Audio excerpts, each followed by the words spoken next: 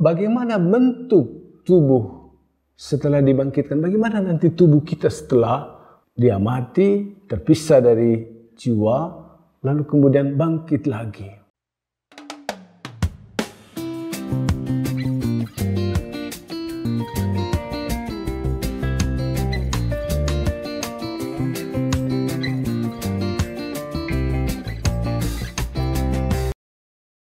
Saudara yang baik, selamat datang di Komisi Kateketi Keuskupan Padang. Terima kasih Anda setia mengunjungi channel ini. Semoga Tuhan memberkati Anda, tetap sehat, bahagia, dan semoga Tuhan menambahkan rezeki dalam kehidupan sehari-hari. Pada kesempatan ini kami ingin menjelaskan bagian ketujuh dari kredo kita. Aku percaya akan kebangkitan badan. Nah, bagaimana penjelasan atau isi dari topik ini? Pertama, mengapa bisa terjadi kebangkitan badan? Badan yang sudah hancur, sudah dimasukkan ke dalam tanah, atau bahkan sudah dibakar, sudah menjadi abu. Bagaimana abu itu atau yang sudah hancur menjadi tanah itu bangkit kembali, badan itu bangkit hidup kembali. Pertama, sebenarnya soal akal sehat ya. Kalau kita pikir akal sehat, tubuh dan jiwa secara kodrati diciptakan sebagai satu kesatuan yang tak terpisahkan. Oleh karena itu, kematian yang disebabkan oleh dosa tidak dapat memisahkan tubuh dan jiwa selamanya. Karena sekali lagi tadi secara kodrat Tuhan menciptakan tubuh dan jiwa itu sebagai satu kesatuan. Itu berarti juga kematian tidak dapat memisahkan tubuh dan jiwa selamanya. Nah, jiwa manusia cenderung untuk bersatu kembali dengan tubuhnya. Kristus yang bangkit berjasa, atau Kristus yang bangkit, kebangkitan Kristus itulah yang sanggup mengembalikan keutuhan ciptaan manusia yang memang dari kodratnya bersatu jiwa dan raganya. Nah, yang kedua, ini juga masih berkaitan dengan akal sehat. Tubuh dan jiwa diperlakukan sama, adil. Selama di dunia, ada kerjasama antara tubuh dan jiwa dalam segala hal. Jika jiwa dimasukkan ke dalam surga, maka tubuh juga harus diperlakukan sama, masuk ke dalam surga. Demikian juga jika jiwa dimasukkan ke dalam neraka, maka tubuh juga diperlakukan secara sama. Nah, hal itu mengandaikan ada kebangkitan badan yang tadinya hancur, yang tadinya terpisah dari keduanya. Lalu kemudian ketiga, penebusan Kristus untuk manusia seluruhnya. Penebusan itu untuk tubuh dan jiwanya. Bukan hanya untuk tubuh, bukan hanya untuk jiwa, tetapi untuk tubuh dan jiwanya. Kristus tidak hanya menebus jiwa atau hanya menebus badan, tetapi menebus manusia yang terdiri dari jiwa dan badan. Dan buah penebusannya yang paling sempurna itu adalah menyatukan kembali tubuh dan jiwa yang tadinya terpisah karena kematian. Jadi penebusan Kristus mengembalikan kodrat manusia yang terpisah karena kematian, sekaligus menebus manusia sesuai dengan kodratnya. Saudara yang baik, yang keempat, mengapa bisa gitu kan kebangkitan badan? Ya karena memang kitab suci, baik perjanjian lama maupun perjanjian baru, mengajarkan kebangkitan badan. Perjanjian lama mengajarkan bahwa kebangkitan badan itu memang real, nyata. Contoh, Nabi Yesaya dalam bab 26 ayat 19 mengajarkan kebangkitan badan. Demikian juga Nabi Daniel dalam Daniel bab 12 ayat 2 mengajarkan kebangkitan badan, atau juga dalam 2 Makabe bab 7 ayat 9 sampai 29, bab 12 ayat 43, bab 14 ayat 16. Di sana diajarkan tentang kebangkitan badan. Jadi perjanjian lama mengajarkan tentang kebangkitan badan, dan oleh karena itu kita wajib percaya akan hal itu.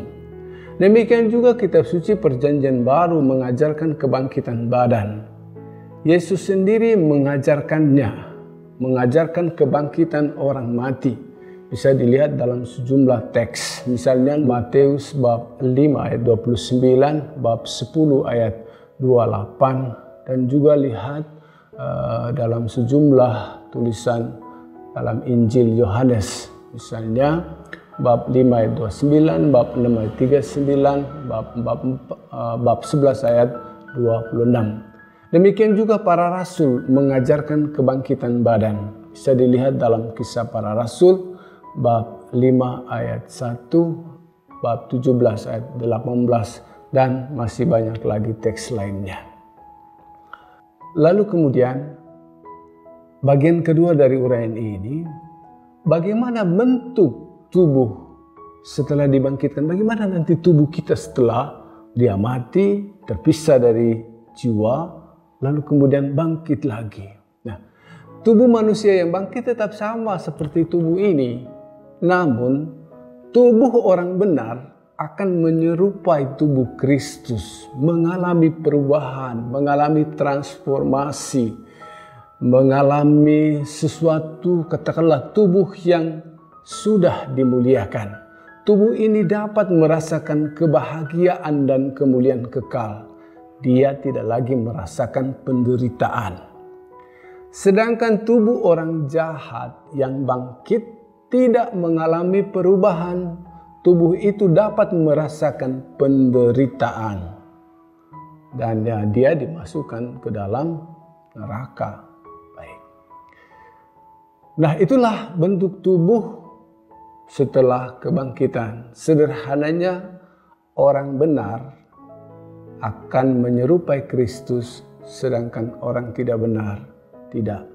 Orang benar akan mengalami kemuliaan, sedangkan orang tidak benar mengalami kesengsaraan. Bagian ketiga dari penjelasan ini adalah undangan untuk kita berusaha untuk memperoleh kebangkitan badan dan menyerupai Kristus. Saudara yang baik, alasan kita berjuang menjadi orang baik, menjadi orang benar, menjadi orang beriman adalah agar kita kelak memperoleh hidup bahagia kekal yang kita sebut dengan surga. Hidup bersama Bapa, bersama Putra, bersama Roh Kudus, hidup bersama para malaikat dan orang-orang kudus. Hal itu mesti dimulai dari sekarang. Kita diajak untuk menyadari bahwa sekali kelak kita akan mengakhiri perjalanan hidup kita di dunia ini. Namun demikian, badan yang kita miliki saat ini adalah badan yang sama yang akan kita peroleh nantinya pada waktu pengadilan terakhir, pada waktu di mana Tuhan membangkitkan badan kita. Namun badan yang akan menyerupai Kristus, sekali lagi akan menyerupai Kristus kalau kita selama masih di dunia ini hidup menyerupai Kristus. Untuk hal itulah kita diundang dan dipanggil untuk melaksanakan segala sesuatu yang diajarkan oleh Tuhan kita Yesus Kristus. Percaya kepadanya, menerima Dia sebagai juru selamat dan penebus. Dialah yang melaksanakan apa yang Bapa kehendaki, yakni menyelamatkan kita. Kristus itulah penebus kita. Tentu saja juga kita dipanggilnya untuk melaksanakan apa yang Ia lakukan. Terutama kalau Dia mengasihi kita, mengasihi Bapa, maka hal yang sama juga mesti kita lakukan. Mengasihi Yesus, mengasihi Bapa, mengasihi sesama saudara kita. Bahkan kita dipanggil untuk menjaga, merawat, mengasihi alam ciptaan Bapa, supaya ada keberlangsungan hidup untuk generasi-generasi selanjutnya. Kita dipanggil, diajak, diundang untuk berbuat baik kepada Tuhan dengan cara berbuat baik kepada sesama, berusaha menjadi orang kudus saat ini. Dan hal itu diperoleh dari ketika kita melaksanakan tugas-tugas harian kita dengan baik. Menjadi ayah yang baik, menjadi ayah yang memperlihatkan keteladanan kepada anak-anak, menjadi ibu yang menjadi teladan bagi anak-anak. Dan teladan yang mereka tampilkan adalah hidup Yesus yang mereka imani, sehingga bisa dicontoh, bisa dipraktekkan, bisa ditiru oleh anak-anak mereka. Demikian juga sebagai orang muda Katolik, kita dipanggil, kita diundang, diajak untuk melaksanakan nilai-nilai yang Yesus ajarkan. Nilai kasih, nilai pengampunan, nilai kejujuran, nilai ketabahan, semangat, berjuang, pantang menyerah, sehingga kita sungguh menjadi muridnya. Kita secara sederhana untuk memperoleh kebangkitan badan haruslah menjadi orang kudus sejak saat ini. Orang kudus dalam arti orang yang terpisah dari dunia ini, meskipun berada di dunia ini, tidak meniru tindakan orang-orang di dunia ini yang banyak melenceng dan jauh dari apa yang Yesus kehendaki. Sederhananya, kita harus meniru tindakan Kristus yang melulu untuk kebaikan kita. Nah, demikianlah saudara yang baik, apa isi dari yang kita imani mengenai aku percaya akan kebangkitan badan. Sekian dan terima kasih. Nantikan kami pada video-video selanjutnya. Tuhan memberkati Anda.